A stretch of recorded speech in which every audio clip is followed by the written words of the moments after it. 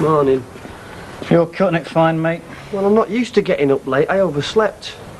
I'll work that one out when I woke up myself. Look, about that piano. Here's the address and get your skates on.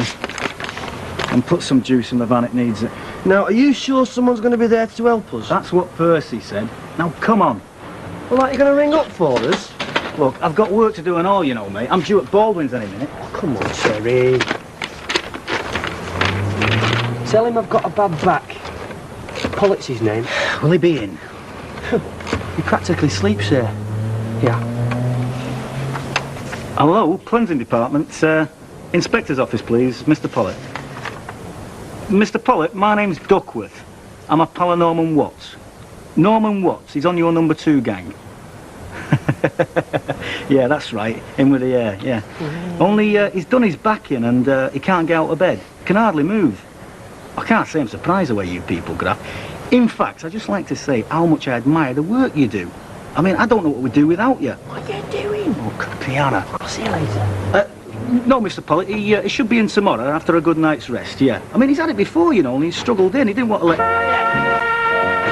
Welcome home, stranger. And where do you think you've been all morning? I got myself a couple of great LPs. Great. I hope you didn't spend none of my money on them. No, I didn't. Here. Here's yours. 20, 1, 50. Well, come on, look happy. I've done the job, haven't I? For once, yeah. There's no pleasing you, is there? All right, lay it on the line. What do you want? Look, I've laid it on the line more than flaming once, mate. Well, lay it down on the line again, because I've been doing some thinking myself this morning. The way I see it, you've got 3 alternatives. Ah, you can't have 3 alternatives, only 2, but I can let you have 3 choices. Can I? Well, maybe I'm not as clever with words as you are, Mr. Brain of Britain, but I know when I'm being taken for a mug. Oh, come on then, what me 3 choices? Well, first off, you could throw yourself in the canal, couldn't you? Which would save a lot of trouble all round. Or if you think that's too drastic, you could chuck your job in and come into partnership with me full time. Or you could chuck your wages in the pool and we split them down the middle. Because if you think I'm carrying on this case... All right, you've made your point. So what's it going to be then? I think that you should chuck your job in. Well, I don't, because they don't grow on trees. And we might be glad of that money on a bad week.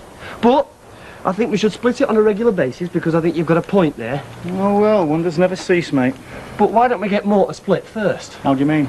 Charlie Holcroft is retiring in a couple of months. Now, Charlie's a driver. He's also the boss of the gang, and he gets a good deal more than the rest of the lads. Now, I stand in for him when he's off.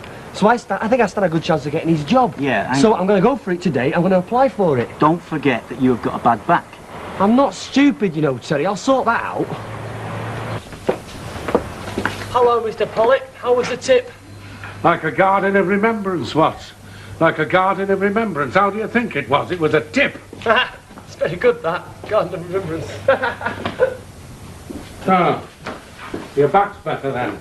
Oh, yes, thanks. I got my landlady's heat lamp on it. Works wonders. Oh, good. Well, what can I do for you?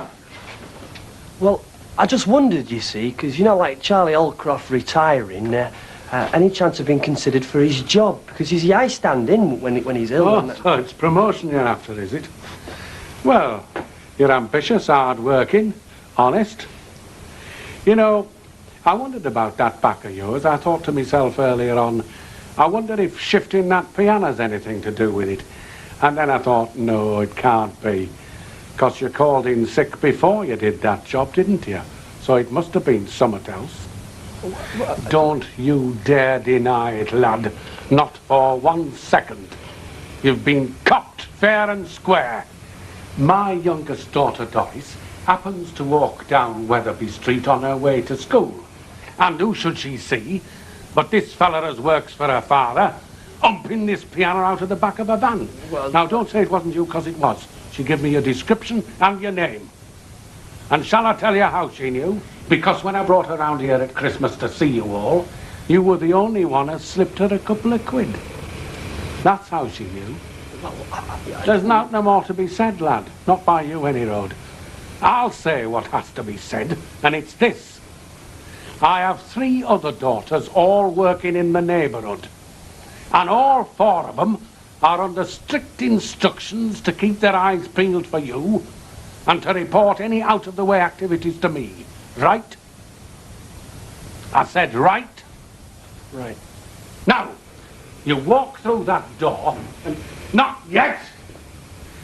You walk through that door, and you forget every idea you had about promotion, and concentrate on keeping your job, which at this moment of time is hanging by an hair. Do you understand me? Hanging by an hair. Out. Thank you, Mr. Pollitt. The roar, that did. Flaming Doris Pollitt. I was the only member of the crew give her out for Christmas, and blow me, she shocks me. Well, that will teach you to keep your money in your pocket next time. And bribery doesn't always pay. Maybe it'll teach you that and all. I wasn't bribing her, she seemed like a nice kid. She sounds like one of the best. What I don't want to do, though, is lose me faith in human nature. Yeah, but it's hard to hang on to, though, isn't it? Right, heck it is. Can I have 2 hours, please, Bet? I'll get these. He's had a nasty little shock. He's losing his faith in human nature. Still got some, has he, at his advanced age? When did he lose yours, Bet? He never had any. I had, you know, I'd let anybody pick me up out of my pram. I started getting cagey around about 7. By the time I was 12, I lost the lot. There you are. You've had a good run for your money, mate. Yeah. Here, when do you want me to come round and unstick them windows for you? Oh,